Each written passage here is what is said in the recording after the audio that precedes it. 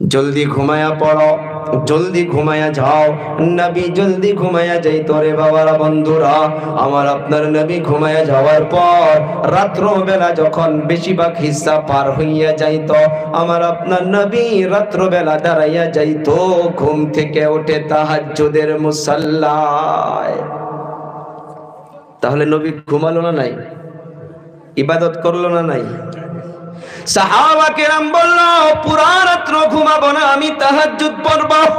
নবী বলল, না না না, আমি নবী তো সারা রাত্র তাহাজ্জুদ পড়ি নাই, আমি ইশারের নামাজের পর ঘুমায়া পড়ছি, তারপর 2-3 ঘন্টা তাহাজ্জুদ পড়েছি। তাহাজ্জুদ পড়ার পর আমি ফজরের নামাজের আগে আরো অল্প সময় এমনি ঘুমায়া যাইতাম। অল্প সময় ঘুমায়া যাইতো।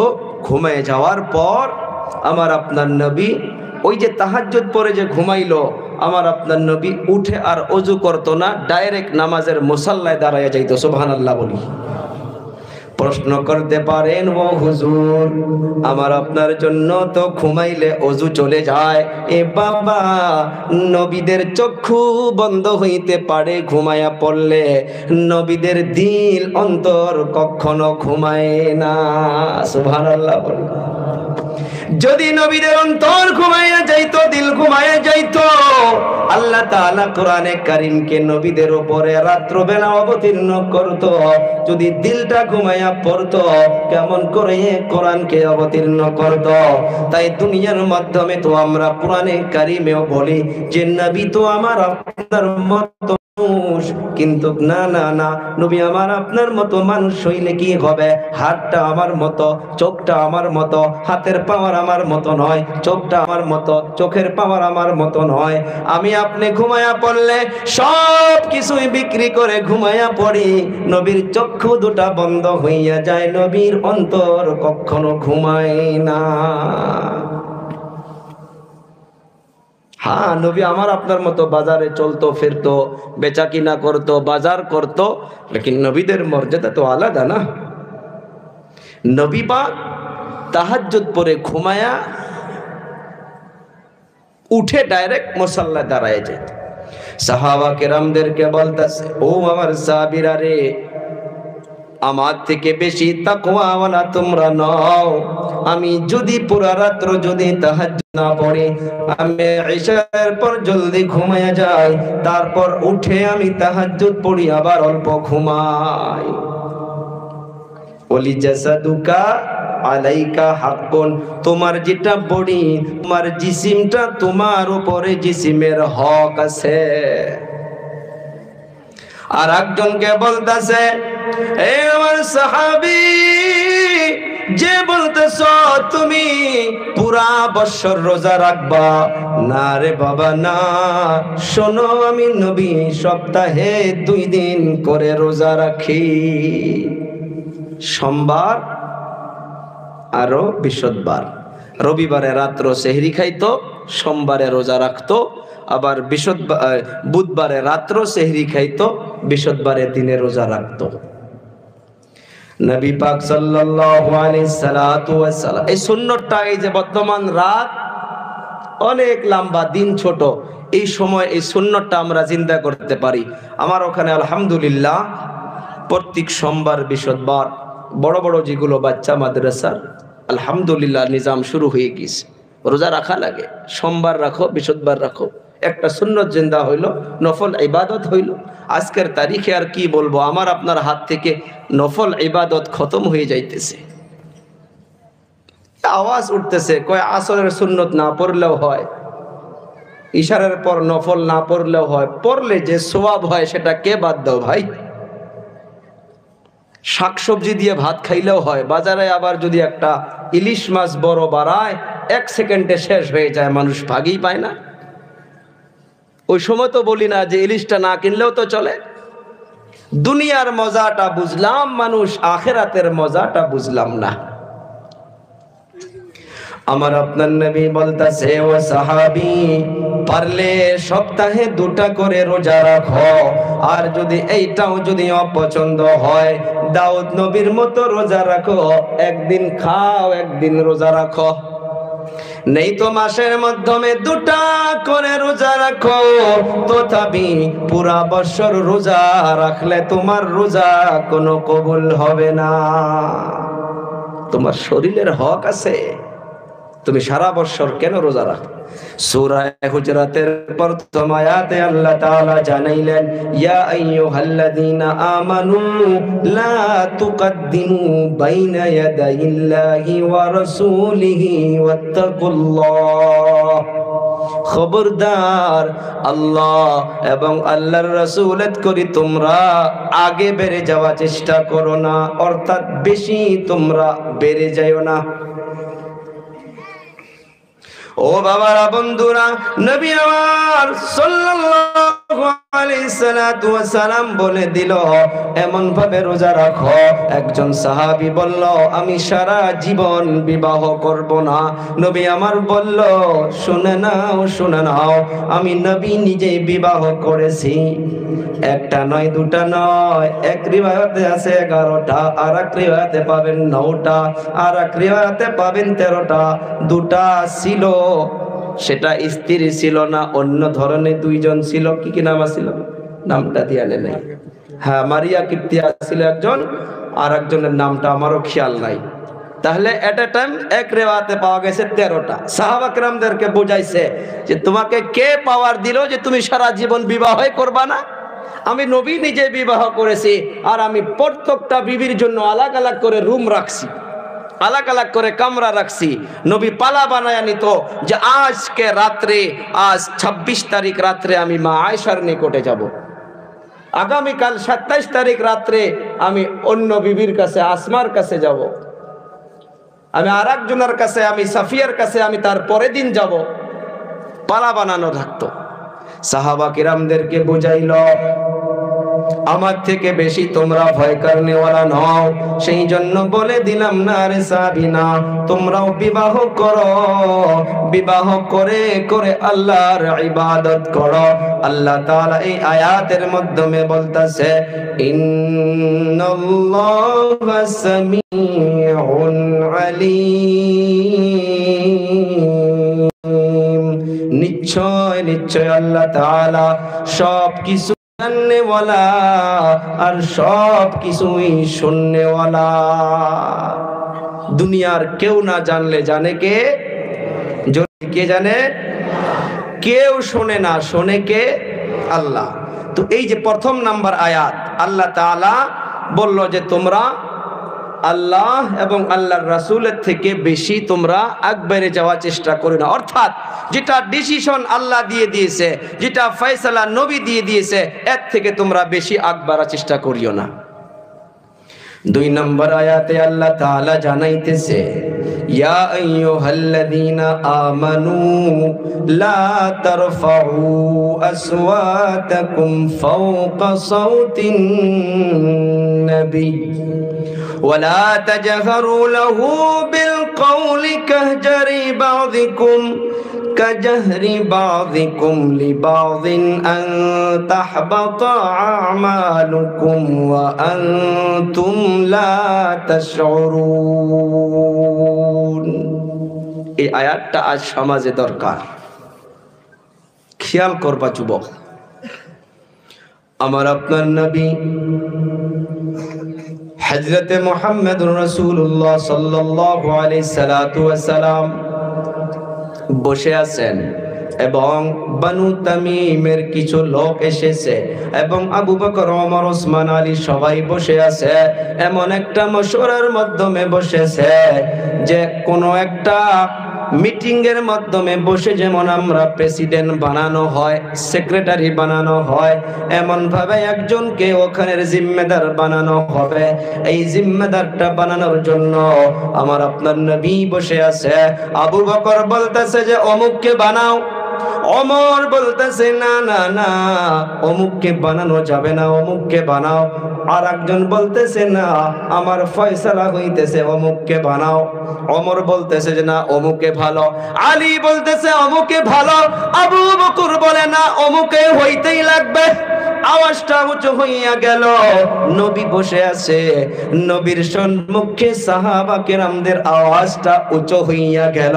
আল্লাহ তাআলা সঙ্গে সঙ্গে ধমক মেরে দিল, ইয়া আইয়ুহাল্লাযীনা আমানু লা তারফাউ আসওয়াতাকুম ফাওকা সাওতিন নবী।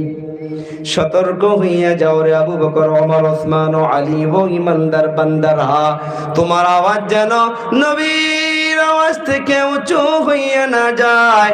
যখন নবীর আওয়াজ থেকে তোমার আওয়াজ উঁচু হইয়া যাবে, আল্লাহ তাআলা জানাইয়া দিয়েছেন আনতাহবাতা আমালুকুম, তোমার আমলগুলো সবকিছু আল্লাহ তাআলা নষ্ট করে দিবে।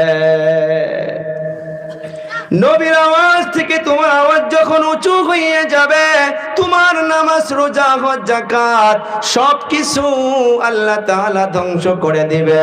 এমন ভাবে ধ্বংস করে দিবে, ওয়া আনতুম লা তাশউরুন, তোমরা সেটা টেরেই পাবা না। তোমার যে করণীয় আমলগুলো সব নষ্ট হইয়া গেছে। আজকের তারিখের মাধ্যমে এই আয়াতটা কোথায় ফিট করবা রে বাবা বন্ধুরা? নবী নাই, মা বাবা আছে, সমাজের মুরব্বী আছে, ওলামা কেরাম আছে, বড় ভাইগুলো আছে। আল্লাহ তাআলার এই আয়াত নিয়া মুফাসসিরিনে কেরাম লিখেছে, রে দুনিয়ার মানুষ, তোমার আওয়াজ ওই জায়গার মাধ্যমে যেন উঁচু হইয়া না যায়, যে জায়গার মাধ্যমে মুরব্বী আছে, তোমার বড় ভাই আছে, ওলামা কেরাম রয়েছে, ওই জায়গাগুলোর মাধ্যমে তোমার আওয়াজটা যেন ওই মুরব্বীদের আওয়াজ থেকে বেড়ে না যায়। যদি বেড়ে যায়, সতর্ক হইয়া থাকো, তোমার জিন্দেগির নেক আমল আল্লাহ তাআলা নষ্ট করে দিবে। এগুলো তো আমরা ইসলাম মনেই করি না, আর এগুলো আলোচনা বহুত কম হয়। এই আয়াতে কারিমাটা মদিনাতুল মুনাওয়ারায় চলে যান। নবীর রওজায়ে মুবারকে যখন সালাম পেশ করার জন্য যাবেন, বাবুস সালাম বলে লেখা আছে, ওখান থেকে যখন এন্ট্রি হবেন, এই বাবারা বন্ধুরা, ওখানে তাকাইয়া তাকাইয়া দেখেছি রে ভাই, মানুষ থাকতে পারে না, চোখের পানি ছেড়ে দিয়ে হাউমাউ করে করে কান্দে। নবীর রওজা মুবারকের উপরে এই আয়াতটা লেখা আছে, ও ইমানদার বান্দাগণ, যাদের ভিতরে ঈমানি পাওয়ার রয়েছে, তারা এখানে আসার পর যে নবীর কথা আজীবন শুনে থাকলো, যে নবী মুসলমানের জন্য, ঈমানের জন্য, এই উম্মতের জন্য কত কষ্ট করে করে চলে গিয়েছে, ওই নবী নাকি এই জায়গার মাধ্যমে ঘুমায় আছে। মানুষের অন্তর মানে না, অন্তর ফেটে যায়, চক্ষু দিয়ে পানি বাহির হইয়া যায়। আমি একটা খুঁটি ধরে ধরে হাঁটতে পারি না, এই চোখের পানি ছেড়ে ছেড়ে কান্না বাহির হইয়া গিয়েছিল। ওখানে আয়াতটা দেখেছি রে বাবারা বন্ধুরা, এরকম ভাবে লেখা আছে, রে বিশ্বাসী বান্দাগণ, লা তারফাউ আসওয়াতাকুম ফাওকা সাওতিন নবী, তোমরা এখানে আসার পর যদি একদম নবীর ইশকে পড়িয়া তোমার বুক যদি ফেটে যাইতে চায়, তথাপি নবীর রওজা মুবারকের সম্মুখে তোমরা চিৎকার মেরে মেরে কান্না করতে পারবা না। মক্কার মাধ্যমে দেখবেন পুলিশ প্রশাসন গুলো হাজিদেরকে জোরে জোরে বলে ইয়া হাজ্জি ইয়া হাজ্জি ইয়া হাজ্জি, লেকিন মদিনাতুল মুনাওয়ারা পুলিশগুলো লাহে লাহে বলে ইয়া হাজ্জি, লাহে করে বলে ইয়া হাজ্জি, এত নরমাল ভাবে বলে, তারা ভয় করে যে নবী এখানে ঘুমায় আছে। ভাই কত আদব! দোকানদারগুলো চিল্লাবে না, লাহে লাহে কথা বলবে, কারণ নবী ঘুমায় আছে। লা তারফাউ আসওয়াতাকুম ফাওকা সাওতিন নবী, তোমার আওয়াজ যেন নবীদের আওয়াজ থেকে, নবীর আওয়াজ থেকে উঁচু হয়ে না যায়। আনতাহবাতা আমালুকুম ওয়া আনতুম লা তাশউরুন, তোমার আমল বাতিল হইয়া যাবে, তোমার নামাজ রোজা সব নষ্ট করে দিবে দয়াবান আল্লাহ। এখন কথা হচ্ছে এই আয়াত যখন নাজিল হইয়া গেল, আবু বকর, ওমর, ওসমান, আলী, নবীর সম্মুখে কেউ ভয় করে আসতে সাহসী পায় না, ভয় করে। নবী যখন একটা কথা জিজ্ঞাসা করে লাগে লাগে জবাব দেয়, নবী বলে কি বলেছ, নবী শোনাই পায় না, ভয়। কারণ সাহাবা কেরামদের টার্গেট তো দুনিয়া ছিল না, তাদের টার্গেট ছিল জান্নাত। যারা এই জান্নাতের জন্য নিজের জান মাল বিবি বাচ্চা সব কুরবান করে দিয়েছে, আর এই আমলগুলো যদি একটা আওয়াজ শুধু উঁচা করার জন্য এই আমল যদি নষ্ট হয়ে যায়, তাহলে আর দুনিয়ার মাধ্যমে কি হবে লাভ?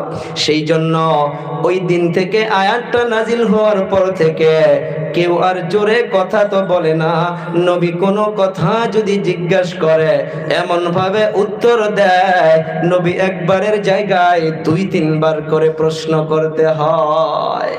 তাদের ভিতরে মানা সিফত ছিল, যার জন্য তো আল্লাহর হাবিব সাল্লাল্লাহু আলাইহি সাল্লাম তাদেরকে দুনিয়ার জমিনে জান্নাতের সার্টিফিকেট দিয়েছে। সুবহানাল্লাহ বলি। قال النبي صلى الله تعالى عليه وسلم أبو بكر في الجنة، عمر في الجنة، علي في الجنة، عثمان في الجنة، طلحة في الجنة، زبير في الجنة।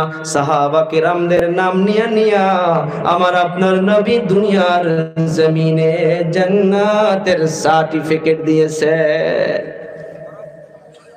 তাহলে এখন আমি যুবকদেরকে প্রশ্ন করি, এই আয়াতটা শোনার পর আমি আপনি কি বুঝলাম?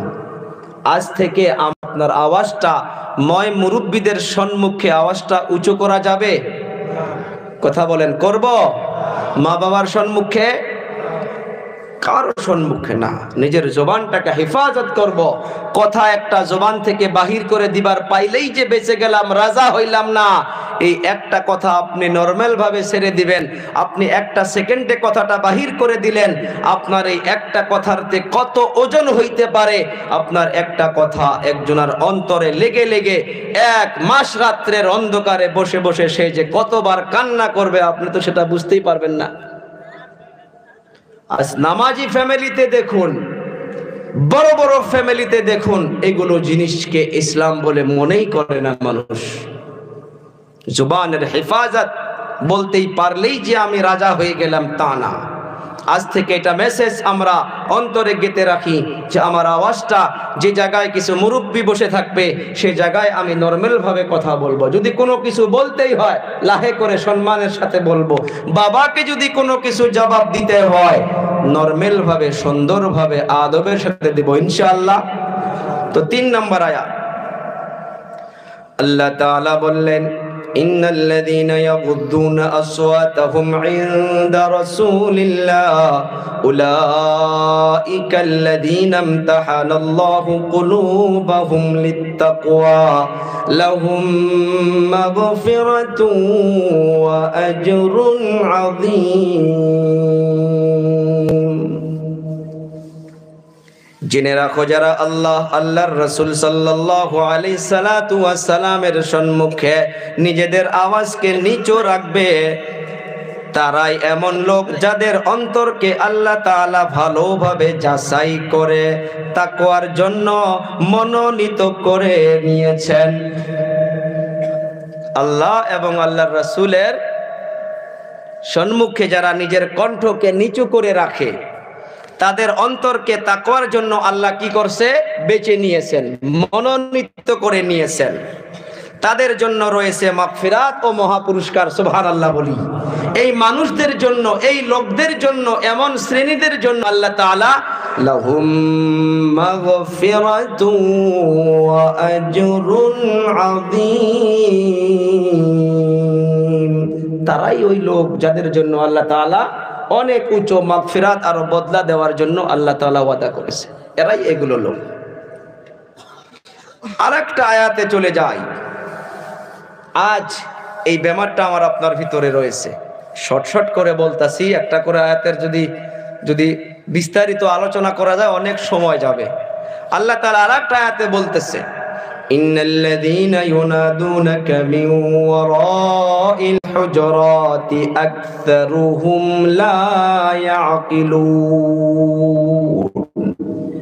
লা লা ইয়াকিলুন বলে বললেন। আল্লাহ তাআলা বলতেছে, হে রাসূল, তোমাকে যারা তোমার হুজরা মুবারকের বাইরে থেকে ডাকে, তাদেরকে অধিকাংশের মানুষগুলোর বুদ্ধি নাই, তারা মুখফাত, তাদের কোনো আকল নাই, তাদের কোনো জ্ঞান নাই। বানু তামিমের গোত্র থেকে কিছু গাওয়ালা দেহাতি মানুষ আসছে, এসে যেমন ভাবে আমি যেমন কলমুদ্দি সলমুদ্দিকে ডাকাই, নবীর হুজরা মুবারকের সম্মুখে এসে ডাকতেছে, ইয়া মুহাম্মদ উখরুজ ইলাইনা, ইয়া মুহাম্মদ উখরুজ ইলাইনা, উখরুজ ইলাইনা, জলদি বাহির হও, জলদি বাহির হও। আল্লাহ তাআলা দেখে না নাই আমার আপনার নবীর হুজরা মুবারক অর্থাৎ ঘরের সম্মুখে এসে কোনো সালাম নাই, কোনো পারমিশন নাই, নবীর নাম ধরে ধরে ডাকতেছে, ইয়া মুহাম্মদ বাহির হইয়া আসো। আল্লাহ তাআলা বলতেছে, ও পয়গম্বর, আপনাকে যারা নাম ধরে ধরে ঘরের বাইরে থেকে ডাকতেছে, যারা এমন ভাবে ডাকতেছে, আমি আল্লাহ তাআলা বলে দিলাম তাদের আকল বলা বস্তুটা নাই। কারো বা বাড়ির মাধ্যমে যে আমি আপনি যাই, এখন আসি, এই আয়াত আমাকে আপনাকে কি মেসেজ দেয়? ভাবির ঘরের মাধ্যমে যাইতেছি,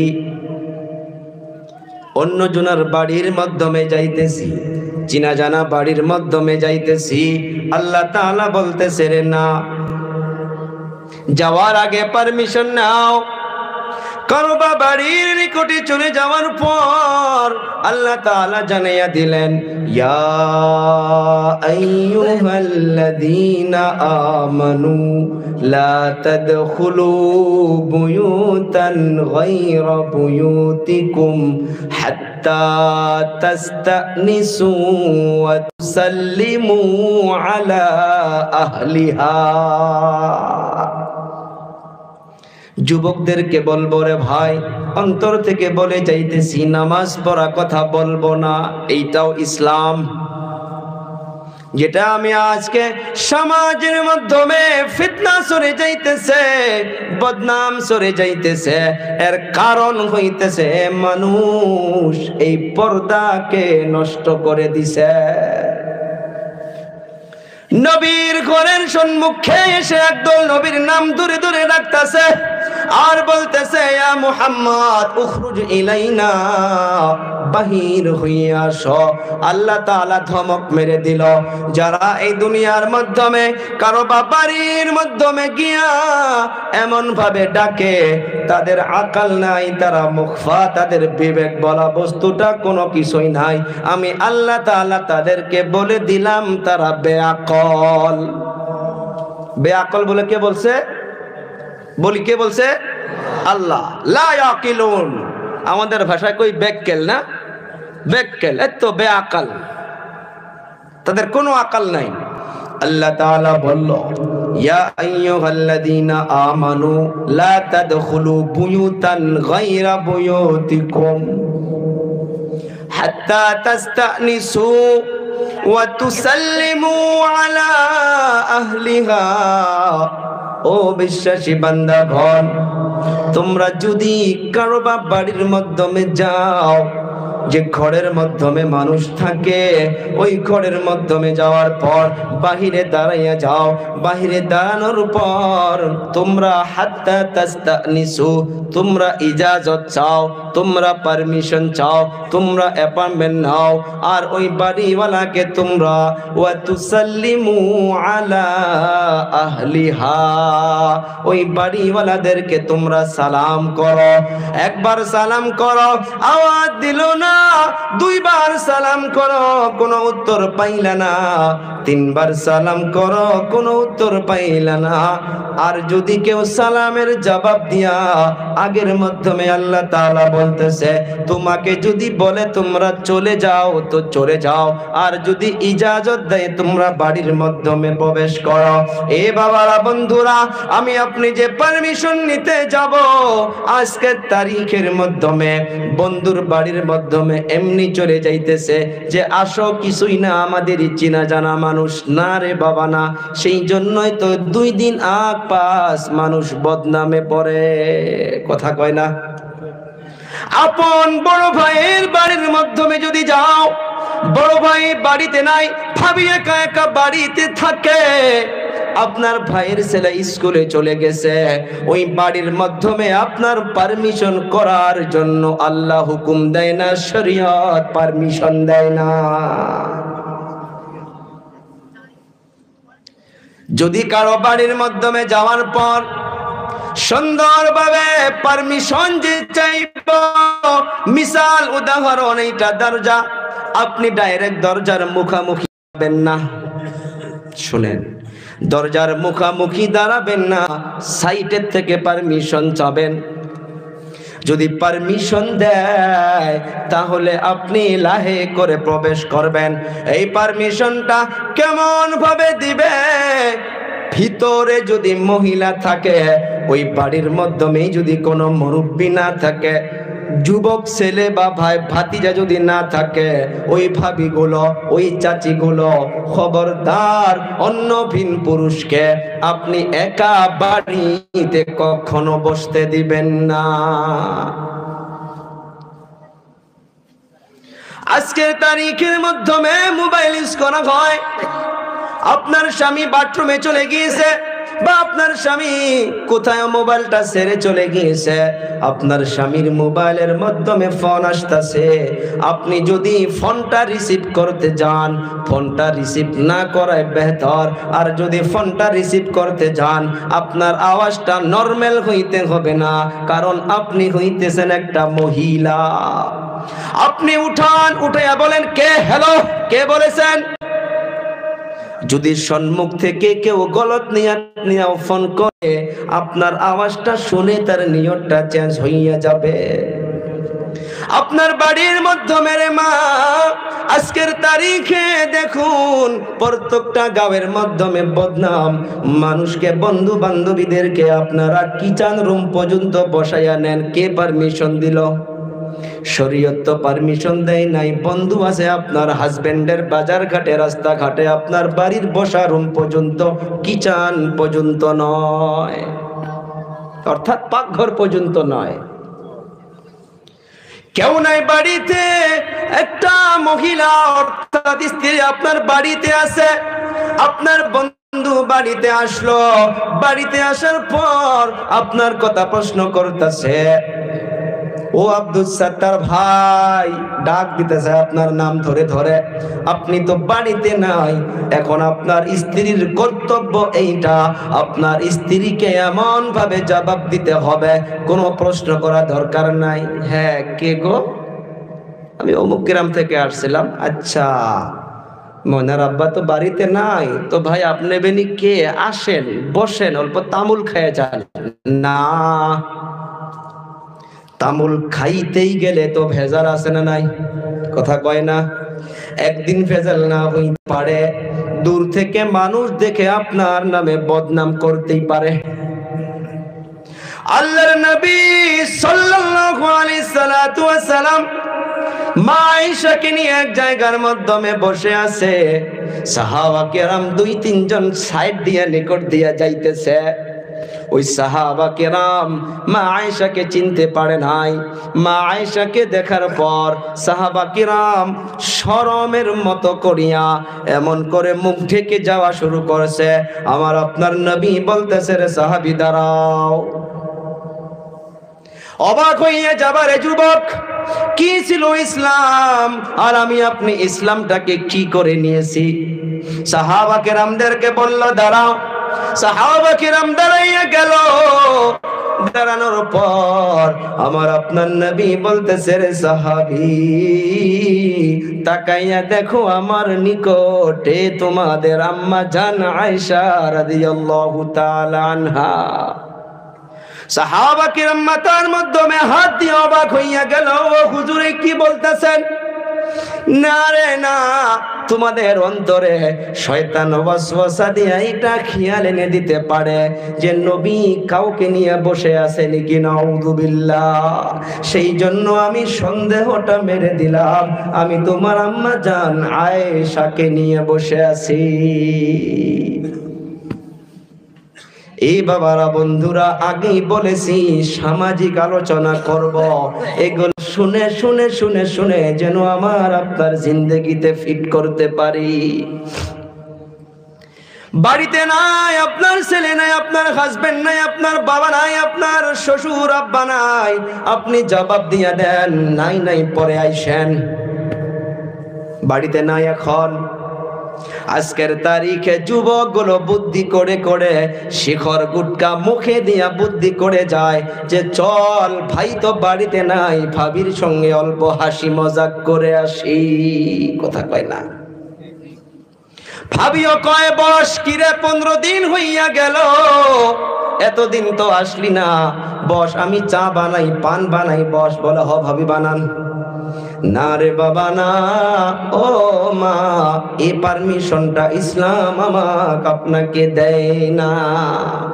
যার জন্য একদিন করবেন, 2 দিন করবেন, 3 দিনের দিন আমাকে আপনাকে বদনামে পড়তে হয়। তারপর মানুষ মাথা আশ্রাইয়া আশ্রাইয়া বলে যে আমি তো কখনো গুনাহ করি নাই, মানুষ এই বদনাম করতেছে। আল্লাহর নবী বলে গেল তোহমাতের বদনামের জায়গা থেকে বেঁচে থাকার চেষ্টা করো। তারপরেও যদি সত্য হইয়া থাকার পরেও মানুষ বদনাম করে করুক, তার জবাব তাকে আল্লাহকে দিতে হবে। কি বুঝলাম? কারো বাড়ির মাধ্যমে যাওয়ার পর জলদি করা যাবে না, পারমিশন চাইতে লাগবে। হাত্তা তাস্তানিসু, অন্তরটা ভরে যাবে। একজন সাহাবী আমার আপনার নবীকে প্রশ্ন করলো, ও হুজুর, আমি আমার বাড়ির মাধ্যমে 2টা রুম, একটা মায়ের একটা আমার, ইয়া রাসূলুল্লাহ আমি কি আমার মায়ের রুমের মাধ্যমে প্রবেশ করলেও পারমিশন নিতে লাগবে? ধ্যান দেন। সাহাবা কেরাম প্রশ্ন করলো, ও হুজুর, আমার বাড়ির মাধ্যমে 2টা রুম, একটার মাধ্যমে আমি থাকি আর একটার মাধ্যমে আমার আম্মা জান থাকে। আমি যখন বাড়ির মাধ্যমে থাকি আমার কোনো সময় মন যায় যে আমি আমার মায়ের রুমের ভিতরে ঢুকি। ও হুজুর, আমার মায়ের রুমের ভিতরে ঢোকার জন্য কি আমাকে পারমিশন নিতে লাগবে? নবীর জবাবটা শোনেন। কি করতাছি আমি, আপনি কেমন ভাবে জিন্দেগি পার করতাছি। নবী আমার বলল, সাহাবী, তুমি কি চাও নাকি তোমার মাকে তুমি নেকেট হালতে, তুমি কি চাও নাকি তোমার মাকে খারাপ অবস্থায় দেখতে চাও নাকি? বলো। সাহাবী বলল, কাল্লা, না না না, কোন সময়ের জন্য চাই না যে আমি মাকে খারাপ নেকেট হালতে দেখি। নবী আমার বলল, রে সাহাবী, তাহলে হাত্তা তাস্তানিসু, তাহলে তুমি ইজাজত নিবা, পারমিশন নিবা, তারপর তোমার মায়ের রুমের ভিতরে প্রবেশ করবা। এর দ্বারা সমাজে কি মেসেজ নিতে হবে? মা, দুনিয়ার মাধ্যমে মায়ের মতো কেউ নাই। ওই মায়ের রুমের মাধ্যমে যদি প্রবেশ করতে গেলে পারমিশন নিতে লাগে, আমি আপনি কোথায় পাইলাম যে চাচির রুমে, ভাবির রুমে, মামির রুমে প্রবেশ করতে চিনা জানা বলে এমনি ঢুকতে পারবেন? আল্লাহ তাআলা এই আয়াতের ভিতরে ওই যে গাঁও দেহাতের লোকগুলো এসে আমার আপনার নবীকে নাম ধরে ধরে ডাকছিল আর বলতেছিল, উখরুজ ইলাইনা ইয়া মুহাম্মদ, জলদি বাহির হইয়া আসো। আজকের তারিখে কারো বাড়ির নিকটে যাওয়ার পর যদি কাউকে আমি আপনি ডাকি, ওখানে জলদিবাজি করি, তাড়াতাড়ি করি। না রে বাবা না, হুজুরকে ডাকতে গিয়েছ, হুজুরেরও তো কিছু জরুরত থাকতেই হইতে পারে ওয়াশরুমে গেছে, হইতে পারে অপ্ন ক্লিন হইতেছে, হইতে পারে গোসল করতেছে। আপনি অল্প ইন্তেজার করেন, আপনি অল্প বার চান। আর যদি ইন্তেজার না করেন, জলদিবাজি করেন, আর যদি ওভারটেক করে কারো বা বাড়ির মাধ্যমে প্রবেশ করেন, এইটা কোনো বক্তা নয়, কোনো আলিম নয়, আল্লাহ তাআলা জানাইয়া দিলেন যে লা ইয়াকিলুন, তারা হইতেছে ব্যাক্কেল লোক। মানব তো ইনশাআল্লাহ? মনে থাকবে, একটা একটা করে বলতেছি ভাই, হাত জোর করে বলতেছি, আমলের উদ্দেশ্য জিন্দেগিকে চেঞ্জ করি, বদলাই।